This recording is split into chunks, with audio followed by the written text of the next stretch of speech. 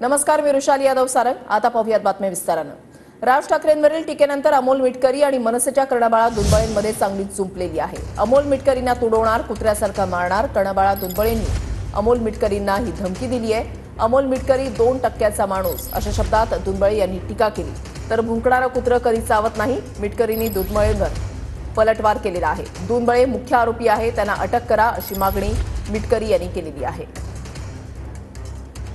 जर नामर्दाची अवलाद असतो ना, एक लक्षात ठेव, नालायका मूर्खा टॉयलेटमध्ये लपलास। सगळ्यांना सांगतो मी बाहेर आलो नाही, अरे लपलास तू टॉयलेटमध्ये। मी जर तिथे असतो ना, माझं नाव टाकलंस काही हरकत नाही, मी तिथे असतो ना, तुला तुझी अवकात दाखवली असती। आणि ऐक, राष्ट्रवादीच्या तुझ्या चेंबूरच्या लोकांना विचार मी कोण आहे, समजलं काय? तुला बोललोय ना, कुथवणार म्हणजे कुथवणार, तुला तुडवणार, तुला कुत्र्यासारखा मारणार, कुत्र्यासारखा, समजलं? हरामखोरासारखं बोलू नको, मर्यादा ठेव, मर्यादा पाळ।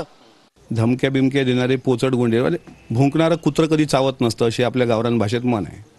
अशा धमक्या देणारे रोज भेटतात अमोल मिटकरीला, म्हणून काय त्याला घाबरायचं काय? जे उत्तर द्यायचं ते आम्ही संविधानिक पद्धतीने देणार। कुठल्याही पद्धतीनं गालबोट लागेल असं कृत्य, राष्ट्रवादी काँग्रेस पक्षाला गालबोट लागेल असं कुठलंही कृत्य माझ्याकडून होणार नाही। मी कुठल्याही खालच्या थराचं बोललोय का? नाही। मी कुठल्याही तऱ्हेचा अपमान केलाय का? तर नाही। मी फक्त सांगितलं, तू जे साहेबांवरती बोलला, पुन्हा सांगतोय, पुढे येऊन सांगतोय, चेहरा बघ आणि विदाऊट चष्म्याचा चेहरा बघ। मग काल तिथे असं केलं होतं फक्त, आता तुला असं करून असं करतोय, घाट करणं बरोबर आहे। हा, नाद करायचा नाही आमचा, समजलं काय? 2%चा तू माणूस, आमची माहिती काढतो, आमची हे करतो।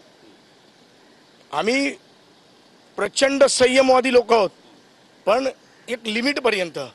त्याच्या बापाचा महाराष्ट्र असेल तर त्या कर्णबाळ्याला, तो एका बापाची अवलाद असेल ना, तर त्यानं समोरासमोर येऊन हरामखोराने माझ्यासोबत भिडावं, अशा प्रकारची चिथावणी देऊन त्याला वाटत असेल की आपण त्याच्या मालकाकडून त्याला बक्षीस भेटून, विधानसभेचं तिकीट भेटून तो निवडून येईल, त्याचा मूर्खपणा आहे। महाराष्ट्रात काही मोगलाई नाही, लोकशाही आहे।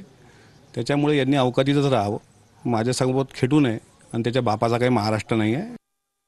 काल तुम्ही फार बोललात आविर्भावाने, मी असं करतो रे, मी तसं। स्टेपनी वापरणारा माणूस, गाड्याची स्टेपनी असते ना, तसा हा आयुष्याची स्टेपनी वापरणारा माणूस।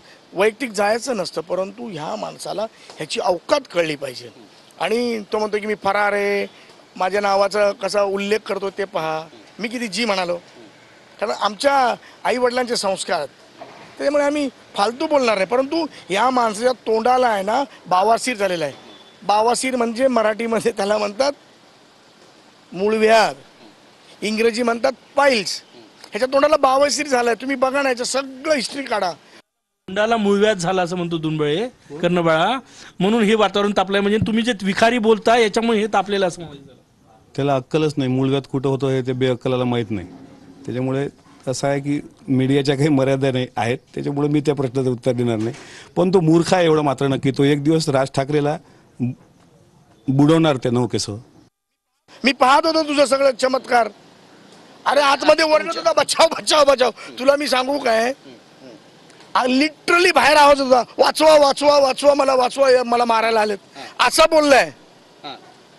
इतक्या फट्टू भेत्रट माणसानी आव आणतो, पोलीस प्रोटेक्शन काढ। आणि एकट्याची गोष्ट केली ना, माझं वय वर्ष 55 आहे ना, एकट्यामध्ये आपण तुझी माझी होऊन जाऊन दे। नालायकाला म्हणा, त्या आत बाथरूम आहे की अँटी चेंबर आहे ते बघ। तू एका स्त्रीला पुढे करून जे मर्दपणाचं प्रदर्शन त्या ठिकाणी केलं, तो जर खरंच मर्द असताना तर एका महिला भगिनीला त्यानं पुढे केलं नसतं। आमचे नाईलाज का झाले की एक महिला तिथे येते आहे, त्याच्यामुळे आम्ही काही करू शकलो नाही। आणि तो सांगतोय की आत वाचवा वाचवा वाचवा वाचवा वाचवा, म्हणजे काय काय आम्ही काय शेपट गुंडाळून बसलोत का? तो हरामखोर फिरतोय उघड माथ्यानं, त्याला तात्काळ अटक केली पाहिजे। आणि असा माणूस जर महाराष्ट्रात असेल, त्याला मोक्का बिक्का काही तळीपाराचे आदेश काढा, नाही तर हा तर हिंसा घडवेल।